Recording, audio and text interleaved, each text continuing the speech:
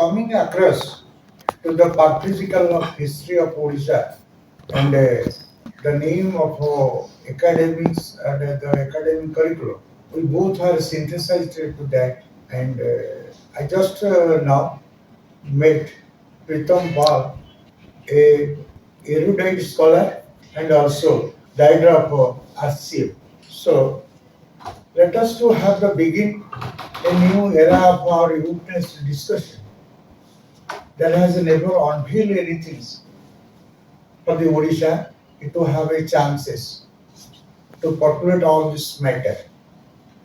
So this my first question, it is here.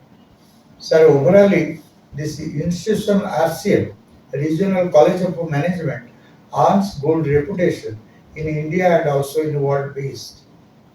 But since those days, it may have corroborated in affiliation of Utkal University. But why does not it fulfill the criteria a deemed university?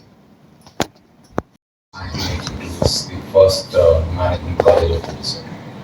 And in primary, we are first and premier in a lot of these things. We are also the first MC institute, we are also the first MAPA institute in the country, and so on and so forth. Now, having said that, so every stage and step of it to be a university is a very different context. We are specialists in management and computer applications. Okay, when you want to become a university, you need to have different aspects put to it. One, you need to have more than 5 departments. Okay, it is more feasible to have science courses, engineering courses, and other courses, which makes it more financially viable. And RCM in typicality has been built by the need of the state. So what was the need of the state? So we didn't have management graduates in the state when industrialization started to happen. JB Patna during the time of era of JB Patna, 100 days, 100 industries, companies, that was the story. So there was a gap in the industry. This was more built for a social segment to have affordable and quality education for the masses of the state. The moment you convert to becoming a, so we were autonomous from 2009 to 2014, during which we realized there was a time when the rest of the state was getting into becoming a university. So as famous and as widespread the name of a prestigious university, Utkal University is, when a student has the opportunity of having quality education from Utkal, so it was Utkal till about 2001, 1 or 2, as when BPUT was formed, right? So then our MBA courses became termed as a technical course. So MBA and MCA today is in BPUT or BPUT, and your BB and BCA courses we started off in 2015 is under Utkal University. So we take pride in working with two of the top-notch universities of the state. And the opportunity for a student to receive a degree and also get, all the inaugurates of the long-term educations who have been there in the system under Utkal, under BPUT. So the kind of academic councils, there would be nothing much more that we could do to what the university is doing. And today, our ROI and cost is much more, it is much more balanced. We have Yes, sir. So we have a bigger balance of having an ROI which is 3 to 4 months. So a student who invests into studying management here, he recovers his tuition money within a period of 3 to 4 months. So to maintain that ROI, being a university does not make much of sense. We still we are a specialist in management. Techno management is one of our, we are known in the country for techno management as a matter of fact. It is second only to PhD issued to get an international accreditation of AACSB, America, and Equus, and so on and so forth. So, deemed university is for a larger number of courses, but when you are doing management and computer application, it makes more sense that you stick to being an institute. It makes more feasible sense. Sir, what does it become the performing of institution regional management, or does it become coherent the increasing schedule to have the ethos of a regional transparency or not code to buy for certain ethos of a regional poverty became an item? It's a myth. So if you look, the question is, it's more, see, poverty is a myth, right? If standard of life is acceptable, then poverty is always a myth. So let's say I'm a farmer, I come from a farmer family.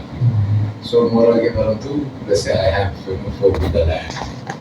Okay, if I'm satisfied with the 4 bigger land of food and my requirement to fulfill my livelihood, then I'm not a poverty. I'm a settled man.